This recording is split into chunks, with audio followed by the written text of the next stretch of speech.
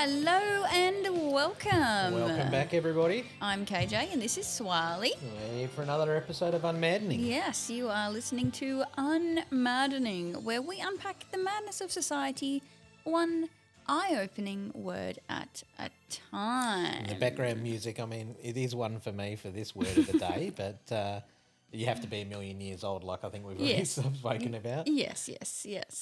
I didn't know it until you showed it to me, but the word of the day is future, and that music was from an old show. Beyond 2000. Beyond the 2000. Original 1980s theme song. Okay. And there was a 1990s one that had a bit more synth in it. All right, settle down. The word of the day is future, which as a noun means a period of time following the moments of speaking or writing, time regarded as still to come. Example, we plan on getting married in the near future. Future, events that will or are likely to happen in time to come. Nobody can predict the future. The likely prospects for or fate of someone or something in time to come. Example, MPs will debate the future of the railways. Or everything. Similar words to future in this particular context are things like destiny or fate. All right, and then we've got future, a prospect of success or happiness. Like he decided there was no future in the gang. Future of a person, planned or destined to hold a specified position, like his future wife. Mm-hmm. Similar words here are destined or intended. So we're not just on the destiny. We're going back to the grey area again. We're intended to be, yes. Urban Dictionary, future. That period of time ahead of us that keeps us from doing what we want. In the world of money, future as a finance term is a contractual obligation to buy or sell a fixed amount of a thing at a set price at a specified time in the future. Mm-hmm. We also have future, something that isn't and never shall be a time for students to do your homework and chores, and the period of time Marty McFly and Doc Brown travelled to in a DeLorean. And that was? October 21st, 2015. Yeah, it's yonks ago now. There's also future me, which is yourself at any point in the future. An example sentence here being, I hide stashes of chocolate here for future me. And in the future, they will disappear. They usually disappear before I even get to them, to be fair. Like, oh, just chuck something. No, it's gone. What about futurizing? This is a nice little cute one that I'm definitely feeling you're going to relate to there, Swirls. Futurizing, which means thinking, daydreaming about the future, most often occurs when you are madly, deeply in love with someone and you cannot wait to be with them for the rest of your life. I've just been sitting here futurizing about us and how amazing our lives will be together. Oh, so romantical. I just live in that moment. Future me. It's not agreeing with that. Or future, something that doesn't look too bright right now. Oh, dark. And finally, you Googleized an AI interpretation of what an urban definition of future would be, right? That vague, often idealized time period you're always working towards, even if it's just tomorrow's coffee. Or the concept of a better you, a better situation, or a better reality that you're constantly manifesting, or at least hoping for. And what you tell yourself you'll do when you're, quote, not busy, or, quote, when you have time. Example, I'm just going to chill today, but I'm going to crush it tomorrow. That's my future. Yes. The AI is a very good salesman. Isn't it? Telling you what you want to hear. Yeah. Just the future will be when you have a coffee. And something will happen better. It'll be wonderful. It'll be a good time. Let me take care of it for you. Okay, so the word of the day is future. And to look at the future, just like Doc and Marty, we are first going to have to look at the past, right? We're going to go back in time, see what was predicted to be our lives today, hence your music from your Beyond 2000 that was program. A good dive dig, that one. Yeah, you had fun when you yeah. when I said what the word of the day was. I won't get into it, but I think going back and watching a few future predictions from beyond 2000. It's quite Some funny. of them don't age very well, do they? Not at all. Okay, so with that topic in mind, you Googleize and jump onto the Reddit threads because they're fun, and found like a mad plethora of articles. Some of them are like just like bat crap crazy, but that's what you get on Reddit. And there were a lot of them that were talking about the Mandela effect of things that have happened in the past or are going to occur in the future. If you don't know what the Mandela effect is, its definition from the interweb, it refers to a phenomenon where a large group of people share a false memory about an event or detail. It's essentially a type of collective false memory where many people remember something incorrectly, sometimes even in detail, even though the correct, finger quote, correct version is different. Is that they never underestimate Power of stupid people in large groups? Yes. Conspiracy theorists sometimes use it to suggest alternate realities, which is a totally different kettle of fish, but it's generally attributed to quirks of human memory and how it can be influenced. So that leaves us, puts us in a really awkward position at the beginning of this podcast where it's like these predictions that we're about to read, did they even happen or did they happen in an alternate timeline or was it the Mandela effect? Yeah. I don't know. Or we're a large group of stupid people. Well, we're not a large group, but we could be stupid people. Stranger things have happened. Let's have a little squizzy, all right? Let's have a look at some of these threads of or articles of things expected to be in the future. Oh, no, fast, I got this one. It's a banger. I will make sure I put the link to this particular thread in the comments on the video here. Someone called Hey_Magarena, great name. Macarena. No, MAGA, like MAGA, MAGA, as yeah. in Make America Great Again, Arena. Hey, MAGA Arena. It breaks down watching the CBS footage of the moon landing and how the word CBS simulation actually appear on the screen, and they're insisting that that's what they've seen, and it's a wicked deep dive into the simulation of the moon landing, which is the live video streaming of it. Explain that one to me. Shown on TV with the audio being played separately. Yes, that hot topic always reminds me of the bloke in the Science Museum, Swells, where he was like, oh, the reason we haven't been back to the moon is we lost the technology. Yeah, I just don't get that statement there. We've lost it. So Future this games. one person that lived it was suddenly able to do all those calculations for them. Now these supercomputers and these AIs that we say we all must rely on and we all need one in our back pockets, can't do it. Supercomputer in my hand right now. This one person was the ultimate machine. Yeah, They should have just turned her into like what was it, an like, AI? like RoboCop or something like that, you know, like just Bionic everything. So that Just we can continue save to that go to brain. the moon. Yes. Just FYI, according to Googleizer, the current prediction for the next crewed moon landing as part of NASA's Artemis program is 2027. This mission will mark the first time humans have landed on the moon since the Apollo 17 mission in 1972. So just 55 years after the Apollo 17 mission. First or only, you guys can make up your own Look, decisions hey. on that one.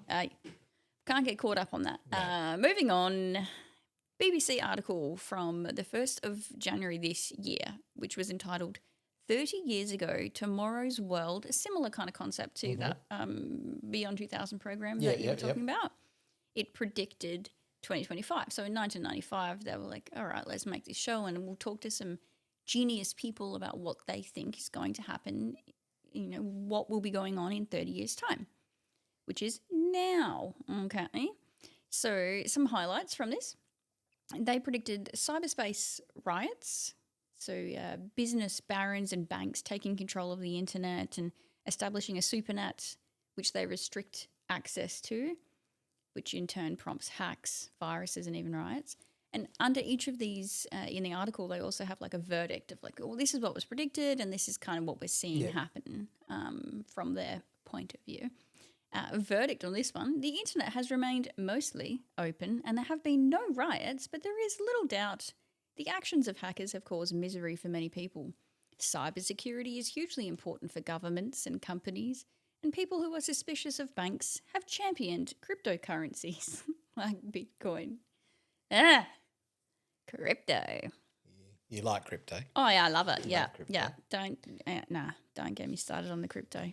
We're talking about future today, and was also predicted that we would have asteroid mining and space junk gel. The article reads, the program speculated space mining would become a lucrative industry with companies excavating asteroids near Earth for precious metals. The show also suggested space junk would become such a problem it would not be safe for astronauts. The answer, a gigantic foam gel to slow down debris. Verdict for this one, there is no super foam gel, and the problem with space junk is an acute one. There is also no space mining industry, but that could change. So that has to be the reason why nobody's been going up to space, right? Because they haven't figured out how to mine. It's quite a funny one. So what they're going to do is put some bumpers up there to stop the gel, like some kind of a gel. gel. I don't know, we block the sun, we put some gel around the surface of the atmosphere. Why don't they just shoot it up there and then that'll just go around like a net? Yeah, like a net, just floating around catching it all. Isn't it going to travel around at the same? Oh, maybe. No. There's a bit of physics involved in that one. I'm not smart enough to answer those questions, but I think it's hilarious. What about this one? Super surgeons. Definitely some really good material up there that they're sending up there is space junk, though. What a waste of resources. So we're contributing to the space junk and not actually harnessing any of the good space junk with the minerals in it? I'm going to do some research. I reckon that's the next business idea. Super surgeons and robots. So I'm sure we've all heard of that. And there is a little bit of it that actually does happen now.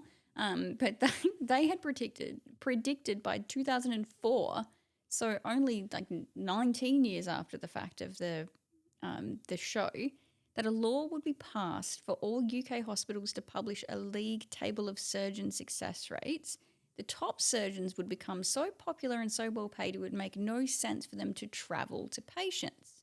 So patient holograms would be sent to them and the surgeon would operate using spatial gloves. At the patient's end, a robot would perfectly mimic the movements of the surgeon. Verdict?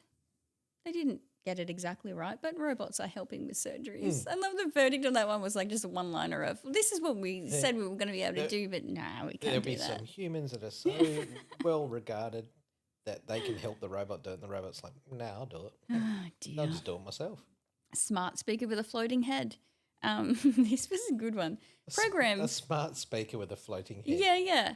Like a hologram kind of thing that comes out of it to communicate with you and market to you, like a salesperson. So it's like...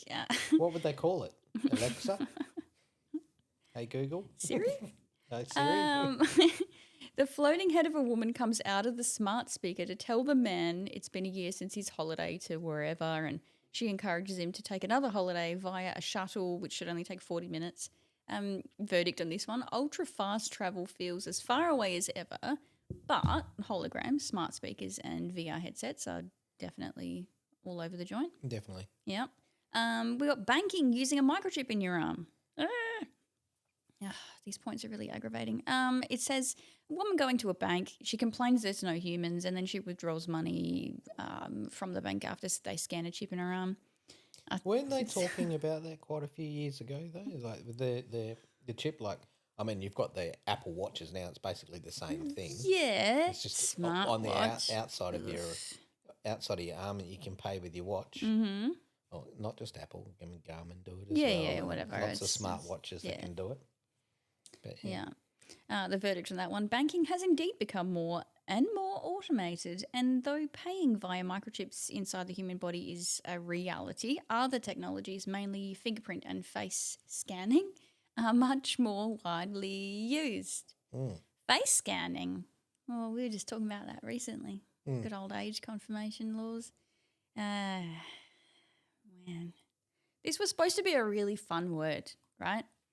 It's not. It's just not.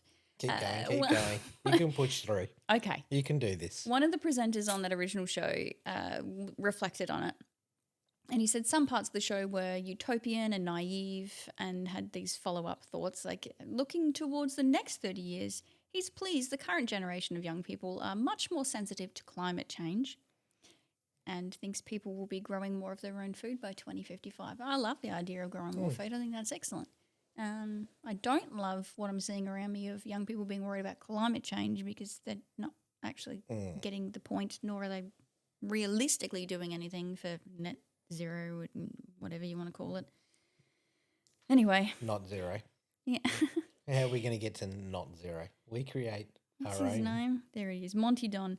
Monty Don added, tomorrow's world was by definition geared towards the way that mankind could change and improve the world, whereas what we have really learned since then is that mankind has a habit of making things worse, particularly environmentally, and we have to work with nature rather than try and modify and control it. So then I was thinking, what about this whole block the sun thing we got going on? We haven't learned that we shouldn't be trying to modify and control these natural things in our environment. I'm just thinking of all these old 90s movies. It was us that torched the sky. We didn't start the fire. Or 80s. Ryan started the fire. Ryan started the fire. But the 80s Terminator. Was it? Yeah. Skynet. So what could the world look like in 2025? This article just goes forever, but bear with me. Futurist Tracy Follows thought the 1995 program got a lot of big ideas right, but missed two of the biggest themes of the last 30 years, which were, of course, big tech and social media. Yep. They have been slamming about the joint. By 2055, she thinks many people will be cognitively connected, such as like a hive mind of humans and technology via servers, which will help in the sharing of ideas. And the quote here is, brainstorming will literally be brainstorming, where you can share ideas by thinking them. That's horrifying. I don't want you in my brain. There was a lot of movies. I'm still thinking about all these movies. Yeah, especially the thought crime, the pre-crime division. Was that Minority Report? Minority Report. Ugh. You thought about it, so that's it. No. Let me just run through this one. This is another article, Pacific Standard Magazine from July 2014. Okay, so it says, what will 2025 look like? We've got a flying car powered by solar, and solar being the largest source of energy on the planet. I love solar energy. That went downhill very quickly, didn't it? That's a big solar plan. I really like how in Australia now you have to pay to store the energy that you have saved by purchasing all the solar that they encourage you to buy. Yeah, that's awesome. A decline in dementia is also, was predicted at that point. That's cool. Preventing type 1 diabetes and other heritable diseases, cool. Not sure they're putting much energy into these sorts of things that they claim they care about, like, human health and well-being. Food shortages and food price fluctuations are history. I don't think that's happened. Electric air transportation. Well, there's all those electric cars everywhere, but we don't have electric air transportation just yet. Imagine all the solar panels you could put on a plane. Right? Beautiful. Even more digital? Yes, plenty of that. It says, if you think we're electronically dependent now, you haven't seen anything yet. This is 2014. Thanks to the prevalence of improved semiconductors, graphene carbon nanotube capacitors. I only care about flux capacitors, obviously.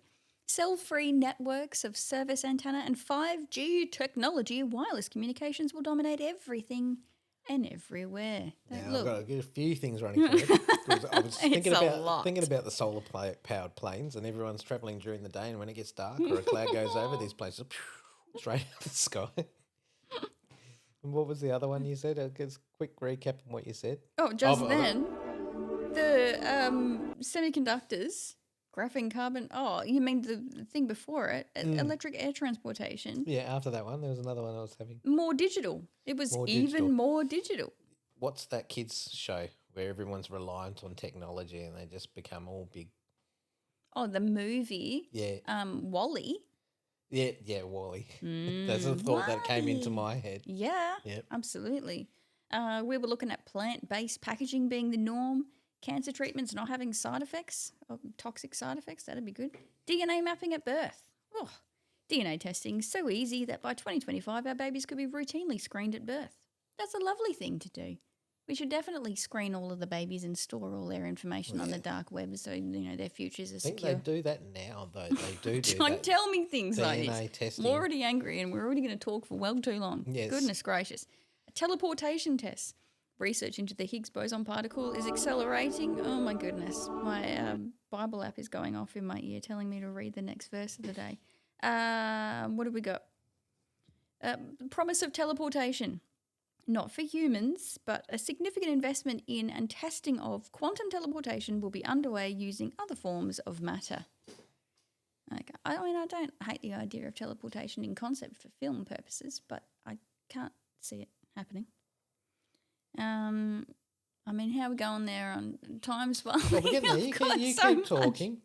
There's so many more. There's another article, 10 predictions for 2050 and beyond, which is, we're going to look at the future now of the predictions. AI-driven collective intelligence, standardized digital information flow across industries, AI and automation in architecture and construction, drone-powered urban mobility, smart and adaptive cities, sustainable and intelligent logistics, biophilic design, which is this interesting thing of mixing your plants with people because they think that incorporating organic forms and natural light and air purification will be useful. Terraforming and climate adaptation. Ruralization as a counter-trend to urbanization, which is a great idea. But where are you going to do it and how are you going to do it? And health-centric design and societal well-being. Yes, I like those things. Just, this topic is just making me crazy. Walk off the topic then. Just walk off it. Well, just leave here these notes that I have about the impacts on Australia for our topic of environment. Oh, no. You got to Yeah, all right. You got to do Australia. From the Australian Office of Financial Management, Australia's climate change commitments include the Paris Agreement, blah, blah, blah, reaffirming a target of net zero emissions by 2050, reduce greenhouse gas emissions by 43% from 2005 levels, $22.7 billion investment over a decade. That was in the 24-25 budget. So I asked Google, can we even achieve net zero? And you guys can always try these searches for yourself. They're really fun. They make you feel awesome about your life. They're good. Your Googleizer AI answer says, yes, net zero emissions are possible, but it requires significant and immediate action across all sectors of the global economy. While many countries and organisations have pledged to reach net zero by 2050, the path to achieving this goal involves deep emission reductions and the deployment of carbon dioxide removal technologies. Uh-oh. So the AI has just said to us, so we produce carbon dioxide. Too much of it. So how can we get rid of that carbon dioxide? Just deploy the carbon dioxide removal technology? Yes. We should, what's that robot's name? Which robot? That Hanson Robotics one, the Sophia. Oh, we should ask her and she'll come out with she'll something probably crazy. tell you. Goodness gracious. I'll also leave you a cool link in the comments to this Reddit post, which I actually think I've found it on YouTube before the video, but it's kids in 1966 being asked the question of predicting what the future will look like. Oh, I've seen that and one, they're beautiful, well-spoken children, and some of the things that they've said are pretty well happening. They did great. All right, quick run through. Coolest invention in the last 25 years, smartphone. Worst invention in the last 25 years, the Segway. Paul Blatt wouldn't agree. Didn't quite go as intended to. The coolest incoming invention or tech advancement for the next 25 years is nanomedicines and augmented reality. These are our anticipated cool things. Biggest negative societal change in the last 25 years, increasing fragmentation and isolation within communities. From things like increased reliance on tech and changing social structures. It also says we've got a rise in psychological distress, particularly among women. From the increased reliability on tech? Yeah. Some aspects of life, like property crime, have decreased, but the overall sense of social cohesion and well-being appears to have diminished. Property crime, because no one leaves their home. They've got this phone glued to their face. They're in their Wally chair. And not to be a negative Nancy, this is apparently the biggest positive impact that has occurred over the last 25 years. One of the most significant positive societal changes in the last 25 years is the global increase in access to education and healthcare. If you want the kind of education they're offering you, particularly in developing countries. This has led to improved living standards, increased life expectancy, and greater social mobility. Additionally, there have been advancements in technology and communication which have fostered greater connectivity and information access, leading to social and economic empowerment for many. Don't we think those contradict each other? From your living room. Yes, but fostered greater connectivity yet increased psychological distress in the one before it and diminished social cohesion. They don't marry well together. Yes. One more point on the number 25. Since we're in our 25th episode, we've just flick back 50 years to quickly mention what was normally expected for 25-year-olds to have accomplished by the time they hit the quarter century. Of course, everyone's different, but, averages are averages for a reason. Mm-hmm. Math, good. 50 years ago, by age 25, people were typically expected to have achieved several milestones, including finishing education, starting a career, and potentially getting married and starting a family. On average, they'd already have 1.2 children. And today, while there aren't strict universal milestones expected by age 25, most young adults are expected to have established some degree of independence and direction in their lives. I understand the maths, but I always think, what does that 0.2 look like? This includes things like having a stable job, managing their finances, and building strong relationships. The point of children for that particular timeline for now, for 25-year-olds, it's less than one child that you would be likely to have. What was the Australian? The average Australian has 2.3 children, or? I don't know what it is now. I didn't look at that. I looked at age 25. The old statistics, the average family has 2.3 children or something like that? No, I'm not as old as They're talking about big cars being a bit bigger, a bit roomier but in the back of it. But stat changes constantly. Yeah. That's the whole point of it. That's what's interesting about it. It changes as time goes on and these sort of expectations all shift. Right. Yes. So we have a relatively high fertility rate in that age group, but not enough to result in an average of one or more children by age 25 anymore. Yeah, people are having children later now. And yeah. And that's what the stats are saying. Side effects of it, isn't it? All right, that's enough. Vintage culture appreciation. What do you think it could possibly be with the word future? Of course, it has to be Back to the Future Part 2. Where are we going? We're going back. We are going back. I must back have to watched the future. This. Where we're going? Roads? Where we're going, we don't need roads. Correctamundo, the best. I would have watched that sequel so many times. All three of them, usually, but you can kind of nap during the first one and the third one, and you just pay attention for the second. Very good. First one has to be the first one. Yeah. Around the corner at the Cafe 80s, a guy named Griff Just Say No. Love it. I just thought we would quickly run through the predictions that came true or are close from that film, which was set in 2015, Back to the Future 2. Video calls, absolutely. Wearable technology, yes. Fingerprint scanning, yes. Self-lacing shoes, not widely available, but Nike did actually release a pair. They made some for MJ Fox in the lead up to 2015, which is very cool. And they had the Nike mags, didn't they? Or maybe that's what the maybe that is what they called them. Yeah. Hologram technology. Very expensive. I think they're like $$20,000 a pair. Well, I didn't look into the purchase. Out there. Very expensive. Sneakerheads are all over it. Let us know, sneakerheads. Hologram technology, smart homes, yes. Biometric taxis. Not exactly the same as today's Ubers and things, but they had the concept was using a fingerprint to pay for transportation, which is just like what you were saying with using the watch on your wrist for tap. Mm-hmm. There's my dollars, take it off me. Yep. Predictions that haven't fully materialised, hoverboards. They did do some They made prototypes. one, There yes. are prototypes of them, but there's not a mainstream version available for the average Joe. Flying cars, which do exist, but they're very expensive, and I've not definitely seen a not flying common. car. Well, Is that the ones like the rally cars that go over the jumps? self-drying clothes. What were we talking about after you washed the car and you waxed Yeah. it? It's like, Your Yeah. car is now dry. yeah, jacket drying mode on.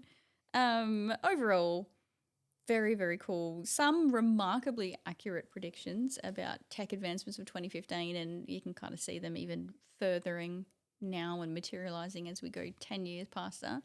I always thought it was so fun. It's a great movie. I really liked it.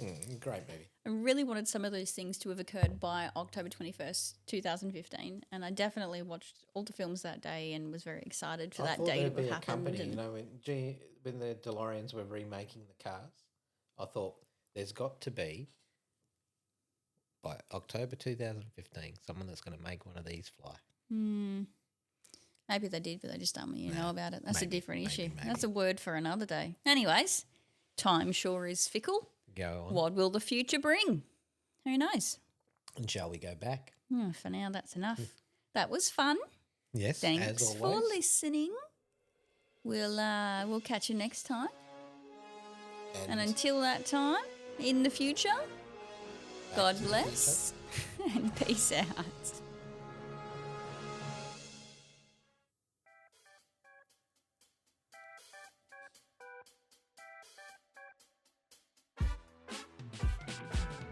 This content is for informational purposes only and should not be considered as professional advice. We're not time travelers, historians, psychics, or politicians. You're not more likely to suck less or try harder having listened to these shenanigans.